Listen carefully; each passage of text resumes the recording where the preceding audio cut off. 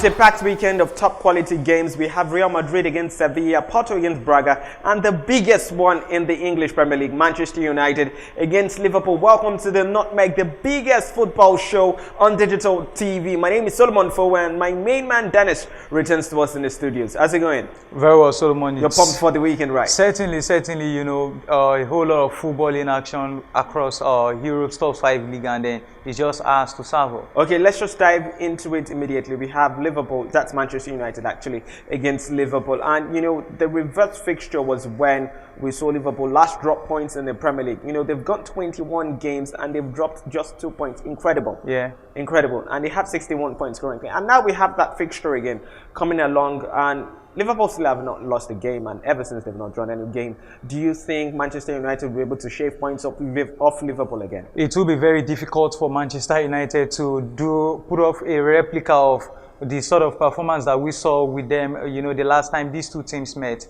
You know, case in point is considering the forms of these two teams, because you cannot really place Manchester United's form by side with the sort of blistering form that Liverpool are on right now. So for me, I think it's a tall call, it's a tall order for Ole Gunnar Solskjaer and his Manchester United side. Okay, interesting that you put it that way, because we're looking at, with the information that just got to us, that that Rashford might not be playing in this particular fixture due to injury. We saw him limp off in their game in midweek. And, you know, you see this Manchester United side, it's been hugely dependent on Rashford. Do you see whatsoever chances, then a slim chance whatsoever, that they are able to just do something in that game? It will be a very difficult one, because for me, looking at the team's current form, it will be a very difficult one for Manchester United to have anything at all as a delight at the end of the match, because like you rightly said, Marcus Rashford has been Manchester United's most important player this season, even though he also had a slow start into the season when a whole lot of people started saying he wasn't even good enough. But then, as the season progressed, he became the main man for the team. But now that he is absent, Ole Gunnar Solskjaer only has the likes of Daniel James, Jesse Lingard, who has not, for the past over 15 matches now, no assist and no goal to his name. And then the teenager Mason Greenwood to deal with. I just think that, you know, if Manchester United were to have anything as a result at the end of this match, it would probably be, you know, by prayer and then by miracle. And now you see both sides. When you try to compare both sides this season, you have over 20 points between both of them, and these are two sides that have been typically rivals. Yeah. And now seeing them so far apart on the table and on the log, you tend to see that what did they do right? What did Manchester United do wrong? And the question now is, what should Manchester United do for them to turn a corner like Liverpool? Because at some point it was Liverpool trailing for so long, like several seasons ago, to Manchester United. And now the tables have turned and it's Manchester United trailing for so long for so far off to Liverpool. So what do you think Manchester United can do to turn the corner?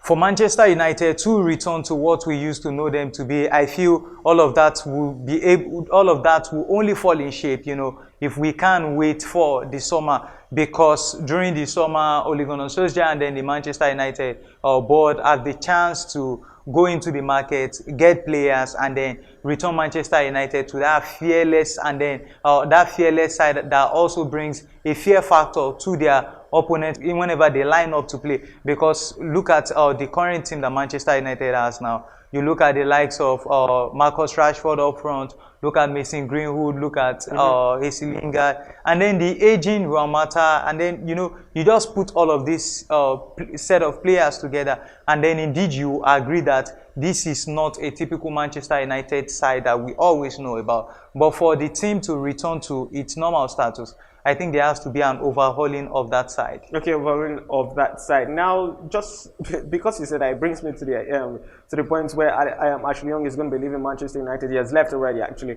and Harry Maguire is now the current captain of that side. Do you think Maguire is good enough to lead that side as the captain? It might not be good enough. It might not be good enough, but then that is what fate has left in the hands of Manchester United, and then they just have to deal with it, and that's why Maguire will be the captain. Okay, fantastic. Now, going to other news, we heard that CAF have actually changed. They've reversed back to the January-February part of the calendar for the 2021 AFCON. Now, what are your takes, or what is your take particularly on that particular decision by CAF? Because you're looking at that last one that was played in Egypt, how it was a success for large parts, and also the very fact that there were complaints about the sort of temperature that we had in there. You know, before it was switched to a June-July season from January, February, there were complaints. But I don't know what your thoughts is on that particular decision.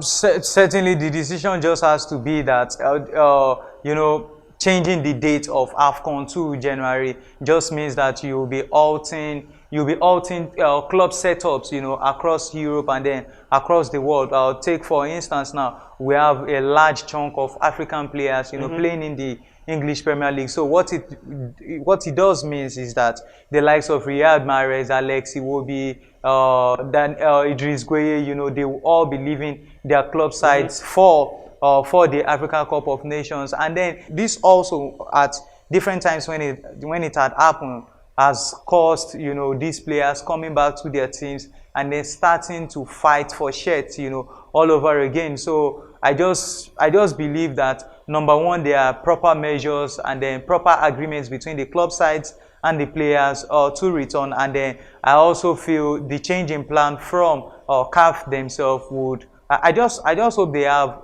good and then better reasons to make these plans. Now, talking about the reason was due to concerns over adverse weather conditions in June and July, especially when you look at the entire climate of Africa. You know, it favors the northern and southern side of Africa if it's going to be played in June, July. But when you're talking about the central and western parts of Africa, there's a whole lot of tropical rainfall at that particular time, and there are different adverse weather conditions. So that's why it was the Cameroon FA that came out with that particular statement. But when you look at this, would you say that we are trying to kowtow, do you want to use that word, to the European side? You know, after it was moved, you know, there were talks about, oh, it has to benefit the European players, the players coming in from Europe, that means. And now that it's going back to January, I hear your sentiments when you said that it's going to probably be affecting those European sides. So what do you think we should put first? Should we put the European sides first, or we should put the African continent first? Solomon, I think Africa comes first, because if you do look at the tournament itself, it's actually about Africa.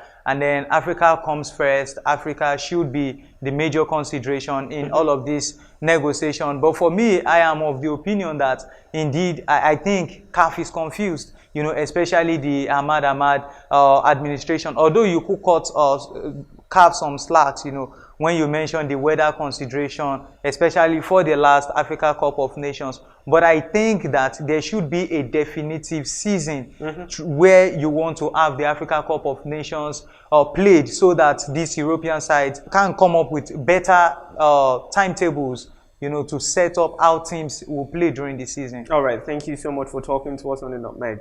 Always a pleasure, Solomon. So that's all we can take on the Nutmeg for this week. If you're not subscribed to this YouTube channel, you should absolutely do that already. Guardian Nigeria has interesting content for you. Thank you so much for watching once again. My name is Solomon Fowowe, and this has been the Nutmeg.